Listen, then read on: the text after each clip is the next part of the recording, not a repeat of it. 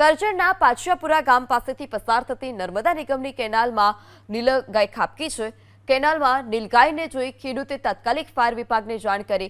Fire વિભાગની ટીમે નીલગાયનું rescue કર્યું। લગભગ 2 કલાકની જહેમત બાદ નીલગાયને બહાર કાઢવામાં આવી છે। ફાયર વિભાગે ફરી નીલગાયને પ્રકૃતિના ખોળે મુક્ત કરી। ત્યારે ફાયર વિભાગની ટીમ નીલગાયને બહાર કાઢતી હોય તે સમયના આ દ્રશ્યો પણ સામે આવ્યા છે। કરજણમાં કેનાલમાં આ નીલગાય ખાબકી હતી। સ્થાનિકોએ ફાયર વિભાગને જાણ કરી 2 કલાકની મહાજહેમત બાદ જે નીલગાય છે તેને બહાર કાઢવામાં આવી છે। કેનાલમાં નીલગાયને જોઈ ખેડૂતે તાત્કાલિક ફાયર વિભાગને જાણ કરી। ફાયર વિભાગની ટીમે નીલગાયનું રેસ્ક્યુ કર્યું। લગભગ 2 કલાકની જહેમત બાદ નીલગાયને બહાર કાઢવામાં આવી છે।